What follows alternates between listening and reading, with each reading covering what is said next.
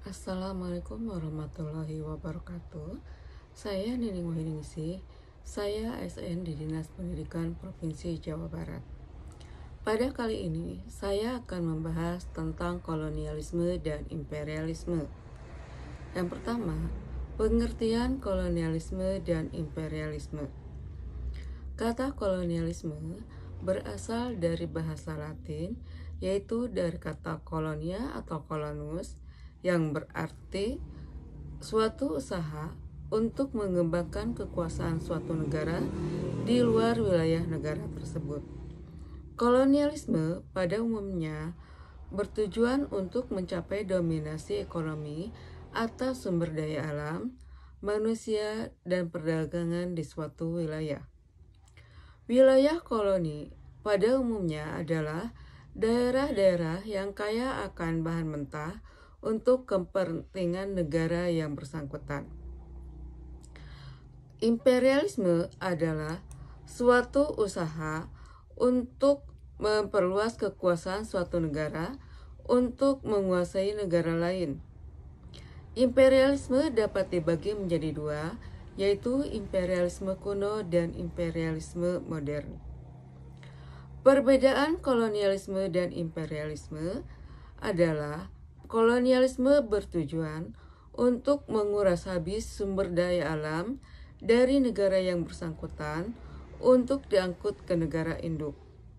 Sedangkan imperialisme bertujuan untuk menanamkan pengaruh pada semua bidang kehidupan negara yang bersangkutan.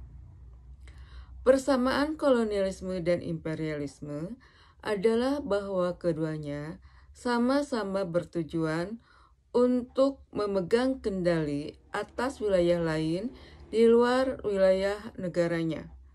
Persamaan lainnya adalah keduanya biasanya dengan dilakukan dengan cara melakukan penaklukan wilayah.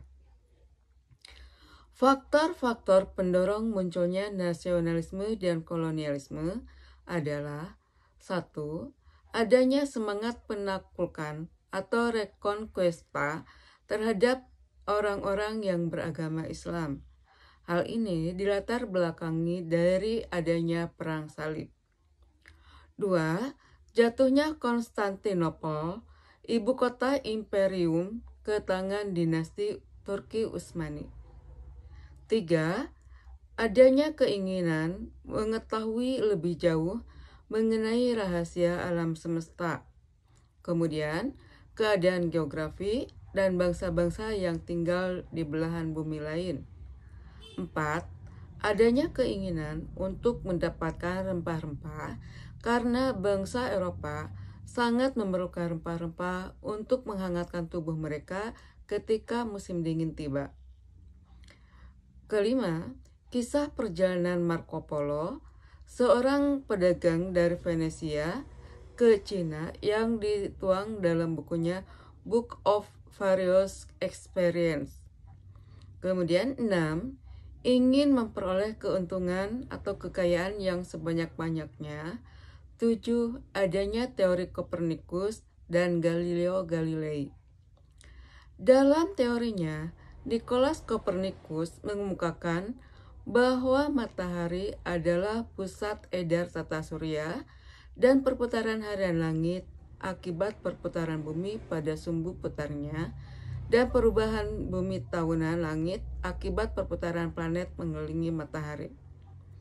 Planet-planet yang mengelilingi matahari dalam orbitnya mempunyai urutan sebagai berikut: Merkurius, Venus, Bumi, Mars, Jupiter, Saturnus, Uranus, dan Neptunus.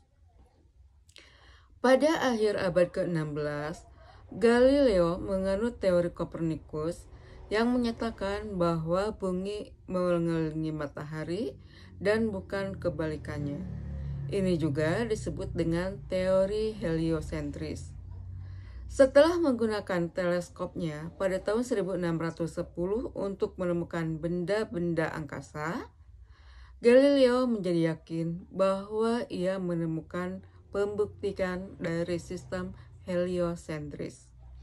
Kemudian yang terakhir yaitu adanya ambisi 3G atau 3G, yaitu Gold, Gospel, dan Glory. Demikian ulasan tentang kolonialisme dan imperialisme. Terima kasih. Wassalamualaikum warahmatullahi wabarakatuh.